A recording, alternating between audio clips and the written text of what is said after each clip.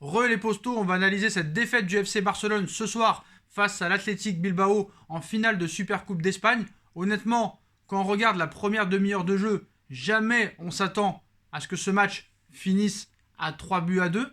Franchement, la première demi-heure était éprouvante, catastrophique des deux côtés.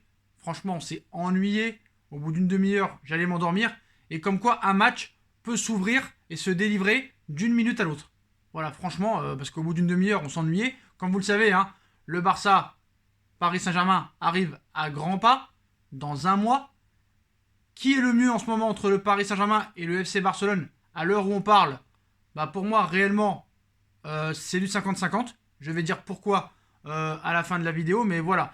Le Barça s'incline. Hein. Très belle équipe de l'Athletic Bilbao qui avait déjà éliminé le Real Madrid il y a 3 jours. Ils enchaînent avec le FC Barcelone. Ils remportent cette Super Coupe d'Espagne. Vraiment, il y a des joueurs très intéressants, hein, style De Marcos, style Williams. Mais voilà, donc à la 42e minute, c'est Antoine Griezmann qui ouvre le score. 2 minutes plus tard, c'est De Marcos qui égalise. Et Antoine Griezmann qui double la mise à la 77e minute de jeu. On pensait qu'après ce but d'Antoine Griezmann, c'en était fini des chances de Bilbao. Mais dans le football, rien n'est jamais définitivement fini tant que l'arbitre n'a pas sifflé la fin du match. Et ce but de ce joueur qui s'appelle Asier Villalibre, je sais pas comment ça se prononce, voilà, à la 92e minute de jeu, qui envoie les deux équipes en prolongation. Après un troisième but de Williams, c'en est terminé des chances du FC Barcelone qui s'incline en finale de Supercoupe d'Espagne.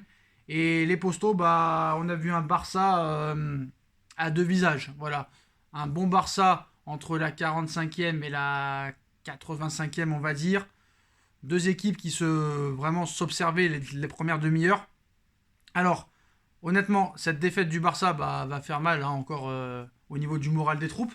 Voilà, parce qu'en Espagne, en Liga, c'est pas la joie. Là, tu perds un titre encore en finale. Réellement, la patte Koeman, je ne la vois pas. On a toujours été habitué avec le Barça à avoir de la possession de balle. Ce n'est plus le cas maintenant depuis 2-3 ans. Cette équipe est en fin de cycle depuis très longtemps. Cette équipe se recherche. Je pense qu'elle doit repartir de zéro comme elle l'avait fait en 2004 avec des recrutements style Juli, style Ronaldinho, style Eto'o. Voilà. Alors franchement, ce soir, coup de chapeau à Antoine Griezmann qui a fait un très gros match, qui revient en forme. Ousmane Dembélé, pour moi, c'est un peu comme Mbappé, sauf que voilà, le gars est inexistant dans le match. Il ne sert pas à grand-chose. Il ne sert à rien. Il est toujours obligé d'accélérer, la tête baissée. Il ne fait rien du ballon. Donc voilà. Donc à l'arrivée, défaite du Barça. Qu'est-ce qu'il faut en conclure? Entre le Paris Saint-Germain et le Barça, qui est le mieux en ce moment? Pour moi, c'est réellement du 50-50. Pour moi, défensivement et au milieu de terrain, Paris est supérieur.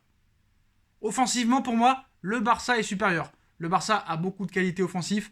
Ça peut marcher avec Antoine Griezmann, ça peut partir de Léo Messi, ça peut partir de Ousmane Dembélé dans un grand jour. Il y aura le retour de Fati aussi. Il y a du potentiel offensif. Nous aussi, on a un potentiel réel offensif, mais pour l'instant, on ne montre rien offensivement. Depuis quelques matchs. On ne montre rien. Oui, on va me dire la victoire contre Brest. Les 2 derniers buts sont assez anecdotiques. Par contre, défensivement, nous sommes 10 fois supérieurs au FC Barcelone. La défense est exécrable. La défense est catastrophique du Barça cette saison. Un Clément Langlais, franchement, ce soir, pas au niveau. Un Piqué blessé. Un Sergino Dest qui a du mal à se faire dans cette équipe. D'ailleurs, pour moi, Alba et Dest ont été vraiment mises en difficulté ce soir. Cette équipe du Barça ne fait pas peur. Il ne faut pas en avoir peur. Voilà, c'est peut-être le nom Barça qui fait peur aux supporters parisiens, mais pour moi, ils ne font pas peur du tout. Ce ne serait pas un exploit de passer contre ce Barça-là. Mais voilà. Alors que le Barça aussi n'arrivait pas à revenir. Il y a eu un petit peu une altercation entre le nom que j'arrive pas à dire, là, Villa Libre qui vient chatouiller Léo Messi, qui lui répond voilà, les caméras ont vu l'Argentin faire quelque chose. Alors est-ce qu'il va avoir un carton rouge? Apparemment, il vient de se mettre devant Léo Messi, qui n'a pas le ballon. La Pulga n'apprécie pas et le repousse des deux mains. Le Messi qui était un petit peu nerveux. Voilà. Assez pour un rouge. Voilà, donc Messi a eu carton rouge à la 121e minute de jeu. Alors est-ce qu'il sera suspendu pour le prochain match en championnat d'Espagne? Je ne sais pas, mais voilà. Alors on vous parle les postos. Pour moi, Paris est légèrement, je dis bien légèrement supérieur, que ce soit au niveau défensivement et au niveau du milieu de terrain. Offensivement, pour moi, le Barça est supérieur, mais voilà. Je pense que c'est du 60-40. 60% Paris, 40% Barça. Premier carton rouge de l'histoire de Léo Messi au Barça, hein, comme un symbole. Hein, voilà. Il vient clore une finale qui est montée, on va dire, crescendo. Antoine Griezmann avait ouvert le score. Oscar De Marcos avait répondu. Le Français s'était offert un doublé. Voilà, donc et la Supercoupe, il tendait les bras au Barça, hein, franchement, je vous dis la vérité, mais un but d'Azier, véritable, on va dire, poison avec Williams ce soir. Vraiment deux bons joueurs, hein, aura offert une prolongation décisive aux joueurs basques. Donc voilà, Inaki Williams se chargeait de sublimer le match d'un coup de canon pour offrir une troisième Supercoupe d'Espagne à l'Athletic Bilbao. Défaite du Barça, premier carton rouge de Léo Messi de sa carrière, hein, tout un symbole parce que ce Barça vraiment est en fin de parcours et doit vite reprendre des décisions radicales dans le club parce que le club peut arriver à sa perte très rapidement. Les postos, avant de se quitter, information qui vient de tomber sur Dele Alli. Comme vous le savez, Dele Alli est la priorité du Paris Saint-Germain pour ce mercato d'hiver. Leonardo continue de faire le forcing et Dele Alli aussi de son côté, continue de faire le forcing. Hein. C'est un nom qui revient fort depuis le début mercato et la nomination de Maurizio Pochettino. Dele Alli rejoindra-t-il le Paris Saint-Germain cet hiver? Pour l'instant, on sait surtout que Tottenham ne souhaite pas laisser filer son milieu de terrain au temps de jeu chaotique. Pourtant, voilà, on ne comprend pas pourquoi, vu qu'il ne joue pas. Quant au PSG, le club de la capitale serait bel et bien intéressé. Et selon le journaliste Fabrizio Romano ce soir, réputé pour ses infos mercato, le milieu de terrain de 24 ans n'est pas dans le groupe des Spurs pour le match face à Sheffield demain. Il fait ainsi le forcing pour rejoindre Paris sous la forme d'un prêt.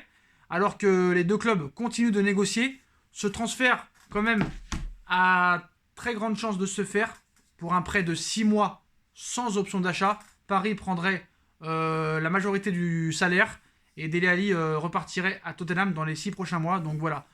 Ce prêt a de grandes chances de se faire, mais voilà, il va falloir négocier serré avec Lévy, qui est très très dur en affaires les postos, donc il va falloir batailler très fort pour Leonardo et pour le reste des gens qui seront dans la négociation. Voilà, Dele Alli, 6 mois, gratuit, pourquoi pas, hein. Pourquoi pas illuminer un Di Maria qui est en dessous de tout en ce moment, un Mbappé qui n'avance plus, un Neymar des fois qui peut se blesser, un Draxler qui a été envoyé en tribune. Moi, Dele Alli, 6 mois gratuit. Pourquoi pas? Voilà, pourquoi pas les postos. Voilà les postos.